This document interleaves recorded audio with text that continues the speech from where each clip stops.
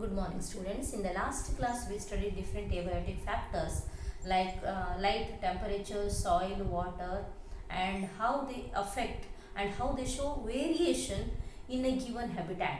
A drastic variation you can see temperature in a desert and polar region, and that in summer and winter. And how an organism is able to cope up with such a drastic change in any of these abiotic factors. Is its body as any mechanism to control this? Yes, before going into that, why organism has to bother about this change in environmental factors? That is, all these factors are variable, but the organisms over millions of years, all the different species, they have evolved in such a way that they are able to cope up with the changed environmental conditions in their own method. For example, those who are in a desert, they are able to adjust. They have already evolved a constancy in their internal environmental conditions. It may be with reference to its body temperature or its osmotic concentration. This constancy in their internal environment is done by the organism over a period of years. ತುಂಬ millions ವರ್ಷದವರೆಗೆ ಒಂದು particular species ಆ specific ಹ್ಯಾಬಿಟ್ಯಾಟಲ್ಲಿ with the considerable amount of changes ಇದ್ದರೂ abiotic ಫ್ಯಾಕ್ಟರಲ್ಲಿ ಅದು survive ಆಗಬೇಕು ಅಂತಂದರೆ ತನ್ನ ದೇಹದಲ್ಲಿ ಸುಮಾರಷ್ಟು ಮಾರ್ಫಲಾಜಿಕಲ್ ಮತ್ತು ಫಿಸಿಯೋಲಾಜಿಕಲ್ ಚೇಂಜಸ್ಸನ್ನು ಮಾಡಿಕೊಂಡು ಇಟ್ ಈಸ್ ನಾವು fittest. It is as we studied in the evolution, survival of the fittest, where the genetical makeup has been changed, which made the organism to adapt to certain environmental conditions in which it has to survive. For example, you see, if we people, if it is in the human beings, we are well to do when the temperature is 25 degrees Celsius, our body shows optimum enzymatic functions, chemical kinetics of our body is maximum, all the enzymes will work very efficiently. If the temperature becomes high, what we'll do? We'll switch on fan or AC, or if it is very cold in the winter season, we start shivering so that our body temperature is enhanced, or we may use certain heaters. That is, it is an externally we are adapting ourselves, and otherwise internally, that is shivering in a cold season, where the body has its own mechanism to generate heat in our body during winter. And if it is summer, we start sweating. Evaporation of this sweat water brings down the body temperature, that is cooling of the body. Thus, in a winter as well as in summer, we try to maintain 37 degrees Celsius of our body temperature, either shivering or by sweating. It is body's physiological adaptation to survive in that environment. We have a constancy in the body temperature. But is this possible for all the organisms? Depending on their capacity to adjust to the environmental conditions, we can have organisms into different types. That is, regulators,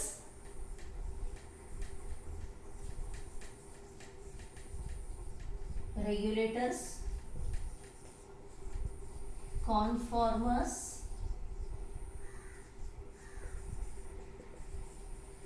migrate, for suspend. On these headings, what we have written in this, we are getting some of the organisms in each habitat. Remember, organisms are adapted themselves to the existing environmental condition with certain adaptations. It is physiologically, morphologically, and evolutionary biologist says that this adaptation has come on the way of evolution. It is the course of survival of the fittest of an organism. First one is regulators. Regulators are those organisms which will maintain constancy in their body temperature and osmotic concentration irrespective of environmental changes. It comprises of birds and mammals. Birds and mammals are coming under the heading of regulators along with the very few other animals. They regulate their constant body temperature, that is 37 degrees Celsius. We maintain either through shivering or through sweating. There is a constancy in their internal environmental conditions. And even the osmotic regulation is also maintained. Their constancy in their hydrogen ion concentration or pH or different electrolyte level is maintained by these regulators. And these regulators are especially the mammals.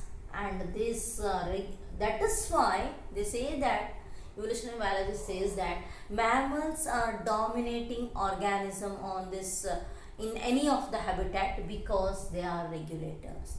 They regulate their body mechanism irrespective of external environmental conditions, that is temperature and osmotic concentrations.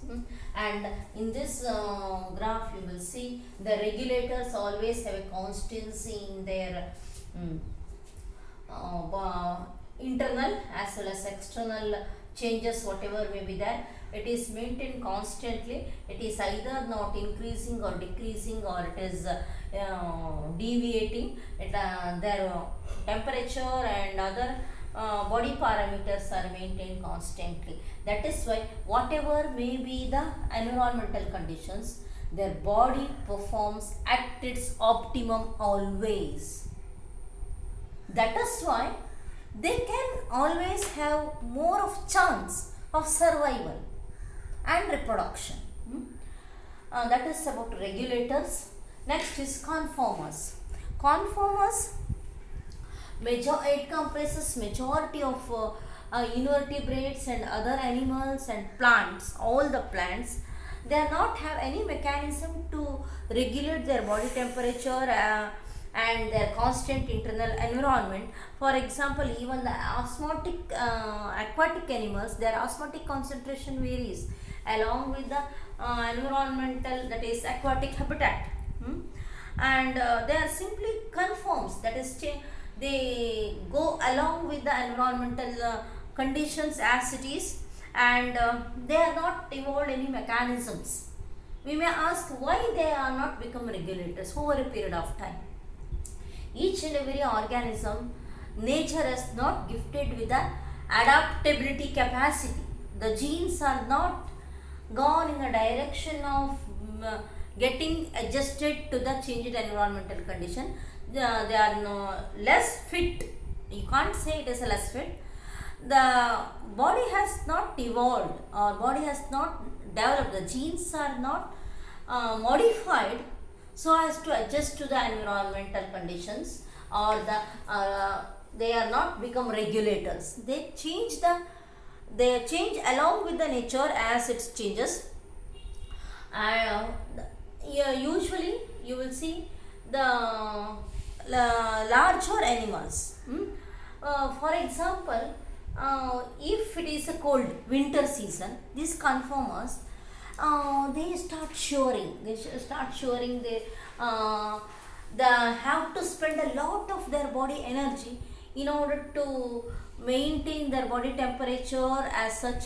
For example, penguins and all, they come close together and they try to maintain their body temperature. And that is why in a polar region you cannot see the small hummingbirds or snails. Snails and hummingbirds, when compared to their body area and volume, ಪುಟ್ಟ ಹಕ್ಕಿಗಳ area ಜಾಸ್ತಿ ಇರ್ತದೆ, volume ಕಮ್ಮಿ ಇರ್ತದೆ. So that the ಜಾಸ್ತಿ ಜಾಗ, ದೇಹದ ಜಾಸ್ತಿ ಜಾಗಕ್ಕೆ ಅದು ಕೋಲ್ಡಿಗೆ ಎಕ್ಸ್ಪೋಸ್ ಆಗ್ತದೆ. ಅವಾಗ ಜಾಸ್ತಿ ಎನರ್ಜಿ ಅನ್ನೋದು ಬಾಡಿ ಟೆಂಪರೇಚರ್ ಮೇಂಟೈನ್ ಮಾಡಲಿಕ್ಕೆ ಯೂಸ್ ಮಾಡಬೇಕಾಗ್ತದೆ ರೆಗ್ಯುಲೇಟರ್ಸ್ ಆದದಿದ್ದರೆ. So that they are not getting any energy for their survival. It will not be left out. That is why you cannot see smaller animals in the polar regions. They may ask you in the exam, why we cannot see smaller animals in the polar regions, because smaller animals body area is much larger than that of the volume. During cold season, they have to spend a lot of energy in maintaining their body temperature. That is why it is not possible for the smaller animals to survive in the cold conditions. Hmm? And these conformers, once again, uh, the the one thing you can see here, these conformers not having the gift of having a constant growth or a constant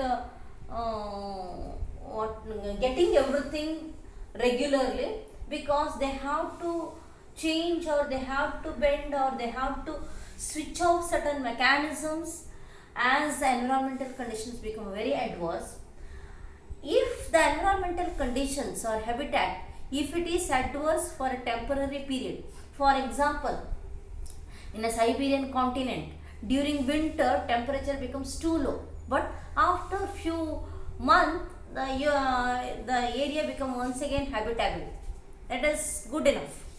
And at the same time, in a desert also, the temperature is too high in summer, but within few months it comes to habitable conditions. In those two situations, organisms will temporarily leave that area, or their body has certain adaptability. Depending on that, you can have the conformers, again, two type: migratory organisms and suspended organisms. The migratory organisms especially refers to the birds. These Siberian birds, they come to Rajasthan Bharatpur bird sanctuary every year, these Siberian birds, because during winter season the temperature is too cold there. They are not, the birds are not able to survive there. They are not able to cope up with their normal life activities, so they migrate from there. They used to come to India, Bharatpur bird sanctuary of Rajasthan, or they may come to Bandipur bird sanctuary, Mysore, like Rangantittu.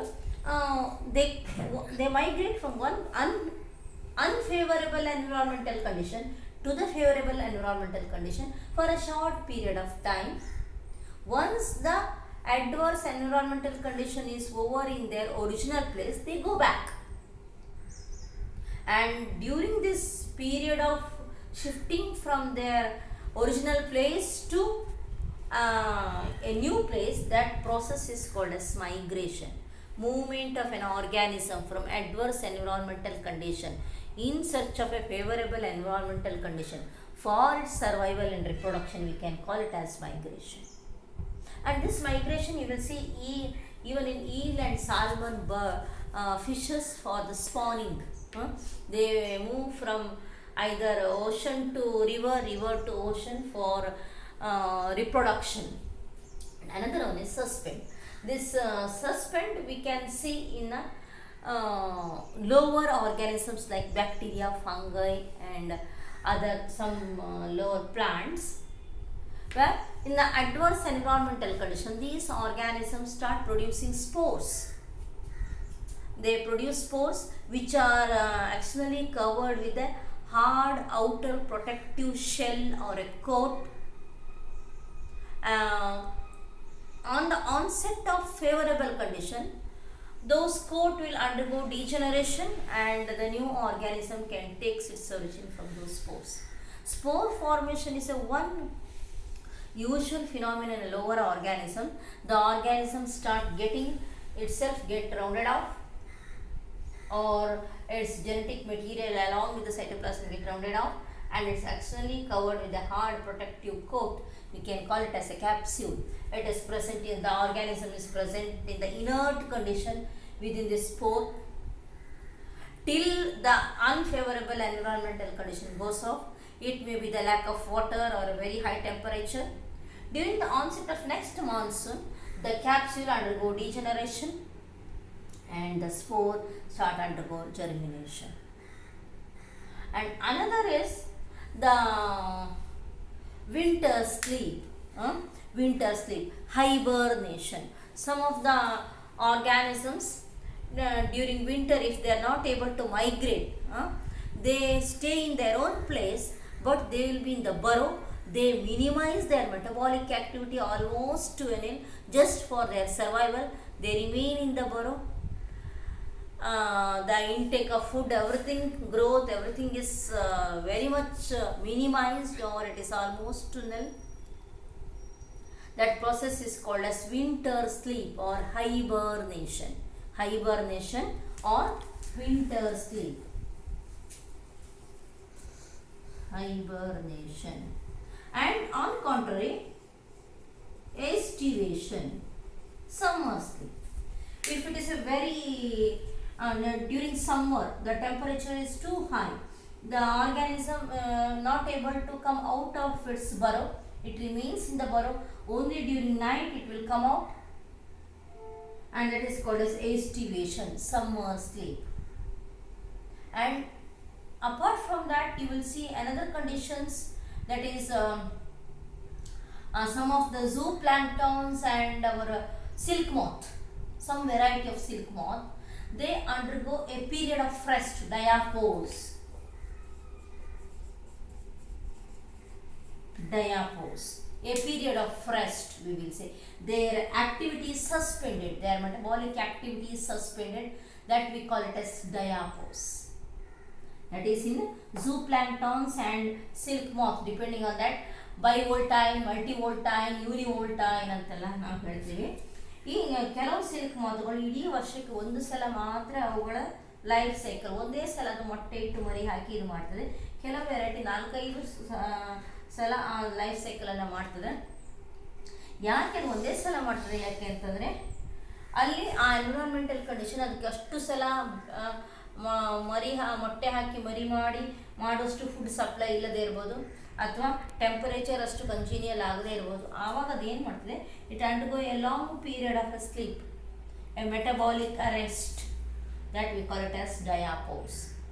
And in estivation, hibernation and diapause, the metabolic activities are arrested or it is minimized. Organism try to switch off unwanted metabolic machineries. Its intention is just to escape, or just to avoid, just to remain alive in this either in the too much of cold or in the too much of hot season. Hibernation, estivation, diapause ಒಂದು ಒಂದೊಂದು ಮಾರ್ಕ್ಸಿನ question ಆಗಿ ಕೇಳಬಹುದು. Or explain the regulations of response to abiotic components. This is how an organism will respond. This is response to abiotic factors. How the organism will respond? Either they challenge the abiotic environment by maintaining its constant environmental conditions with the expenditure of energy. Remember, regulator has to spend a lot of energy in maintaining constancy of temperature as well as osmotic regulation.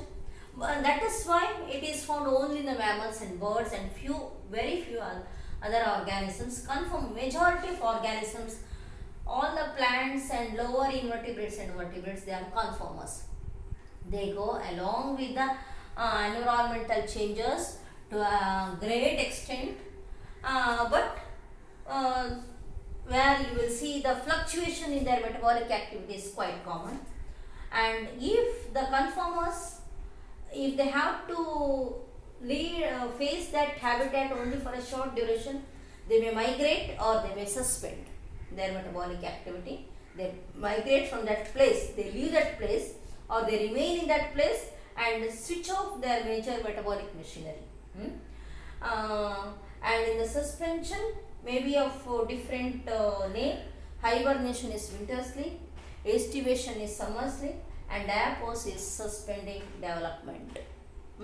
This is about how organisms respond to different abiotic factors in the course of evolutionary development. It is nature has made the organisms either regulator, conformers, or whatever the case, and it is organisms internal capacity or adaptability has made them to be either regulator or conformers. This is about the response to abiotic factors by the organisms. Next we will see the population in the next class. Okay, thank you.